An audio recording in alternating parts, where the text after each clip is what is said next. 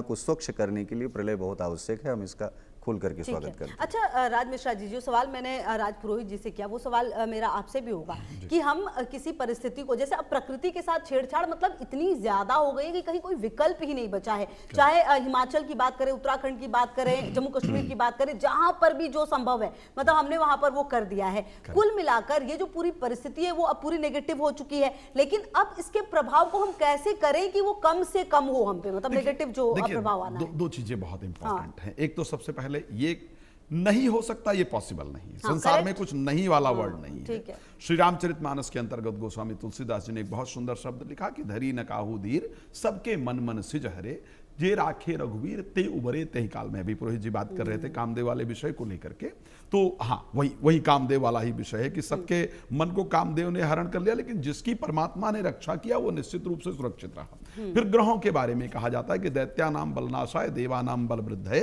धर्म संस्थापनार्थाय ग्रह जाता स्वभावयात्। धर्म की स्थापना के लिए ग्रहों की स्थापना है, ठीक है। अब उस परिस्थिति में सबसे पहले तो हमें एक सामूहिक प्रयास करना चाहिए। यज्ञ बंद हो गए, ठीक है, जबकि यज्ञ का इतना बड़ा प्रभाव था। वर्षा यज्ञ से ही हो सकती है। प्रकृति को अगर मैनेज करना है, जो पेड़ों का भोजन है, पेड़ क्या करता है, कार्बन डाइऑक्साइड खाता है और ऑक्सीजन आपको देता है, राइट। वो यज्ञ से उत्पन्न होता था पुराने जमाने में से बड़े हर जगह घरों के अंदर हर महीने सत्यनारायण कथा होती थी, लोग यज्ञ किया करते थे।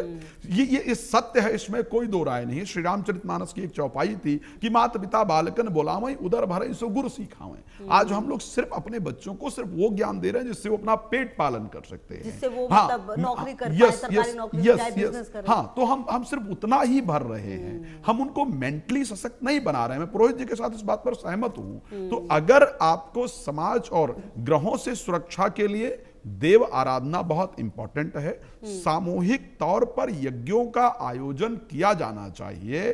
बड़ी बड़ी जगह पर यज्ञों का आयोजन किया जाना चाहिए। मैं बड़ा क्लियर बता रहा हूं, यज्ञ करने से भारत के अंतरिक्ष वैज्ञानिक रहे डॉक्टर ओपी पांडे, उन्होंने बाकायदा एक लेबोरेटरी में यह प्रयोग किया कि जब आप आम की लकड़ी पर गाय का घी डालते हैं तो एथिलीन ऑक्साइड और कोपाइल नाम की गैस उत्पन्न होती है, जो जिस जगह पर यज्ञ किया गया है उसके 100 यार्ड की एरिया तक 1 महीने तक क्लीन रखती है किसी बैक्टीरिया और वायरस से।